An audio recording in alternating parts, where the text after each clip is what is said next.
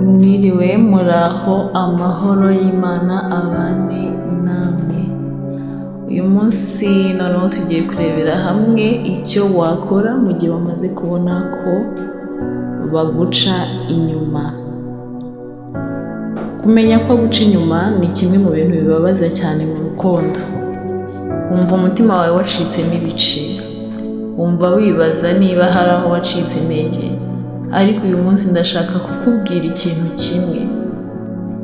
Reaction yawe niyo igena agaciro kawe nyuma y'icyo gikorwa.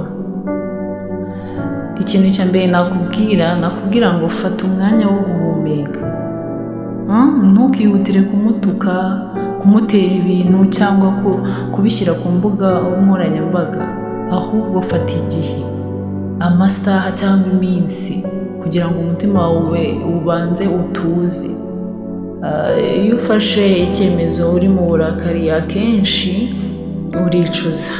Nakubwira rero banza ufate umwanya wo guhumeka.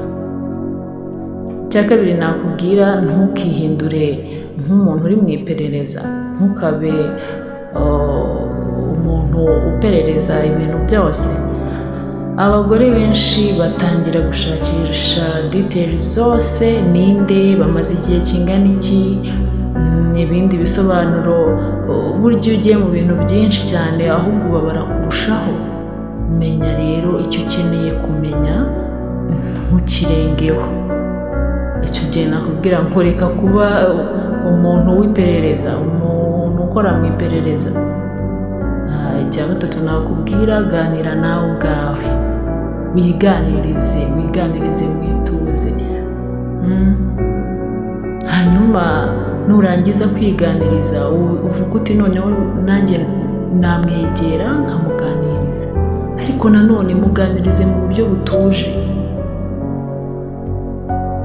Muganirize mu buryo butuje.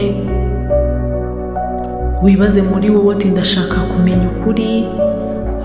Umubwire uti ndifuza kumenya uko bimeze. Urebe uko agusubiza, urebe nimba yemera kandi agasaba imbabazi, cyangwa se ahita agushinja ko impamvu ari wowe. Reaction ye icyo gihe irakwereka byinshi kuruta icyihishe utaruzi. Ikindi nakubwira, itekerezaho mbere yo kumutekerezaho. Ibaza uti ese ndacyamwizera? Ese nashobora kongera kugira amahoro ndi kumwe nawe? Ese kumubabarira birashoboka? Ariko ukibagirwa si buri wese ubishobora. Icya gatanu, ntugapfukamire kugumana n'umuntu utaguhitamo.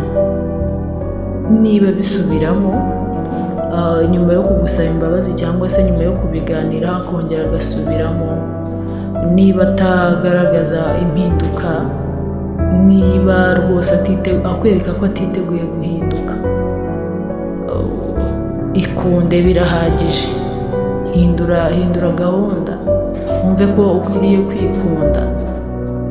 Icya gatandatu, iyubake nyuma y'icyo gikorwa. Gucibwa inyuma ntibigabanya agaciro kawe. Ni icyemezo cye, si ubusobanuro bwawe.